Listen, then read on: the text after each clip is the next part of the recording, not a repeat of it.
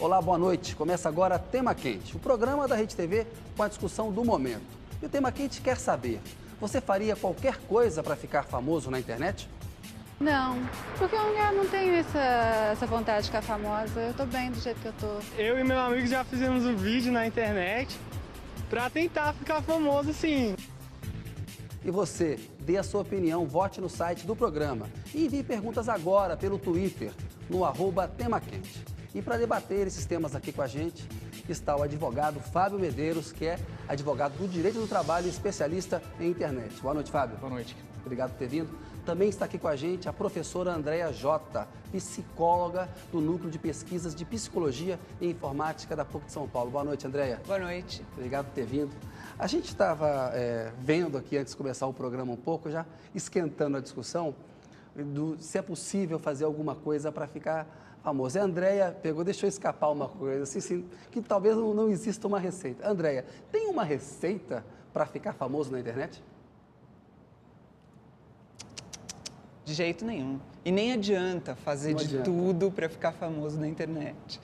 Não é assim que as coisas funcionam na internet. A internet segue um caminho, psicologicamente falando, natural, é um caminho dela. É ela quem determina, né? No fundo aí, quem determina, na verdade, o que a gente acaba vendo é que a junção entre a sinceridade, né? E a coerência entre o que a pessoa está sentindo e o que ela está falando é que acaba funcionando em qualquer tema na internet. Quer dizer, a internet ela vem muito como um levante dessa coisa de todo mundo. Então, é a imagem que todo mundo gosta, é o falar de todo mundo, você só compartilha os teus gostos pessoais, né? Você não vai compartilhar algo que você não gosta ali. Então, Fábio, a sua opinião, dá para fazer qualquer coisa e ficar famoso na internet? Já há implicações legais aí nessa fama? Tem fama que rende processo, por exemplo, Fábio? Tem fama que rende processo, tem fama que rende a perda do emprego, por exemplo, né? Então, como a Andréa comentou, como não há um controle, acaba que as redes sociais hoje, elas exigem da pessoa, exigem do usuário um autocontrole muito grande, né? Para que cada ação que ele tem ali nas redes sociais não acabe, por exemplo, impactando numa procura de emprego, num processo seletivo ou mesmo no contrato de trabalho que ele tenha com o empregador. A exposição da imagem da pessoa nas redes sociais, de uma certa maneira, hoje, como é tão fácil, por qualquer celular, por qualquer iPad ou qualquer tablet que a gente tenha, um computador, como é tudo muito mais fácil, hoje o controle pelos usuários tem que ser muito maior. André, e a durabilidade dessa fama, das né? ondas. Das ondas. O Andy Warhol falou, né, que no futuro, nos anos 70, ele disse, no futuro todos seremos famosos por 15 minutos. Tem gente já dizendo que hoje é por 15 segundos, porque a fama aparece e vai embora rapidamente, né? A fama, ela dura bastante, essa fama na internet? Vai depender de se você vai aliar isso à sua própria competência. Se você consegue aliar isso a uma competência sua, você consegue manter essa fama. Ou seja, eu já sou competente e, de certa forma, eu dou um boom pela internet. Aí você consegue manter isso com um prazo um pouco maior. Se você está ali naquele minuto porque foi uma jogada ou porque foi, de certa forma, alguma coisa que você falou e que você não tinha ideia de que aquilo ia acontecer, a onda persiste por um tempo, porque daí toda a ideia vai passando, a hora que passa não existe outra onda, você não consegue pegar uma próxima onda. A gente viu aí na semana passada, daqui a pouco a diretora argentina vai me falar quando a gente pode colocar o comercial da Luísa aí no ar, mas teve aquele famoso comercial da Luísa que está no Canadá.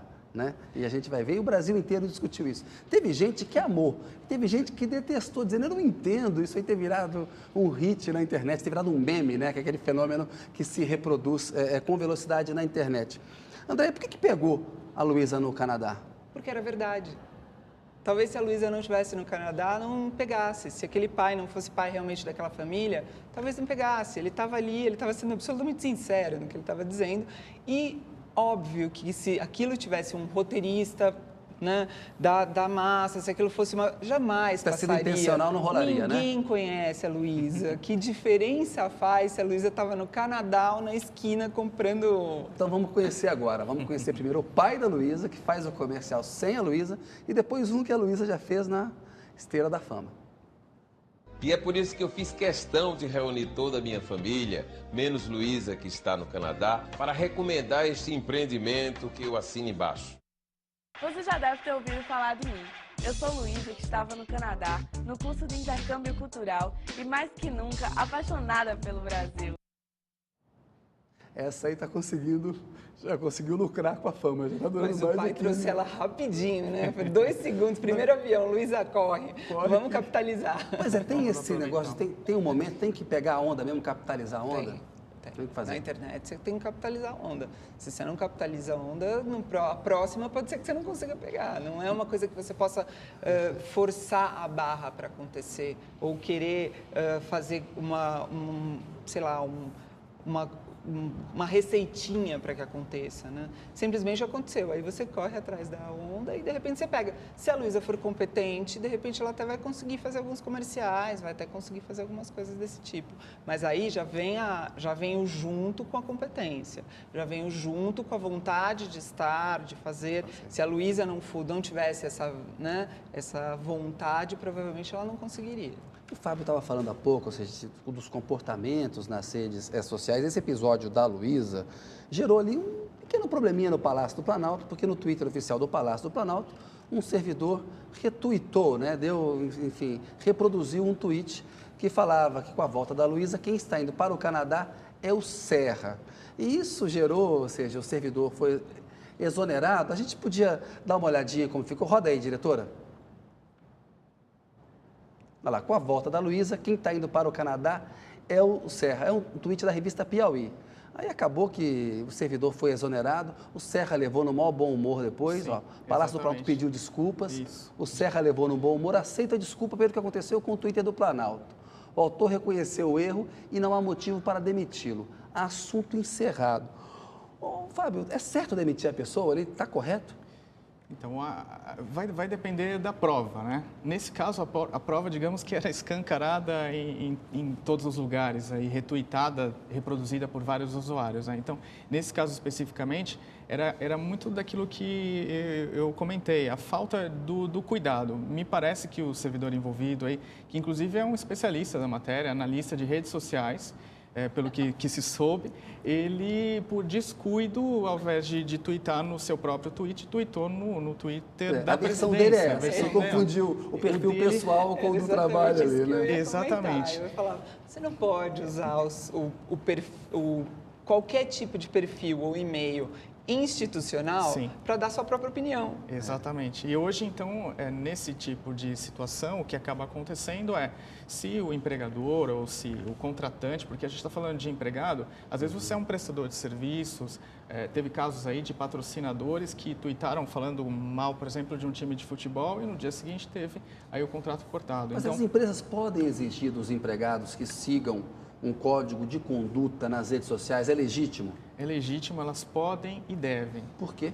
Porque justamente a gente tem duas questões muito importantes. A primeira é toda uma jurisprudência, que é uma série de casos que a Justiça já veio julgando no mesmo sentido, relacionada ao uso dos e-mails, que diz que quando a gente avisa o empregado ou prestador de serviços antes, quando ele fica sabendo que vai ter um monitoramento, que tem regras, ela pode cobrar e exigir essas regras depois. É importante um aviso, então. Falar, olha, você numa rede social, isso. Se você trabalha numa empresa, se tem repercussão profissional que você diz, exatamente. A empresa pode cobrar. Isso.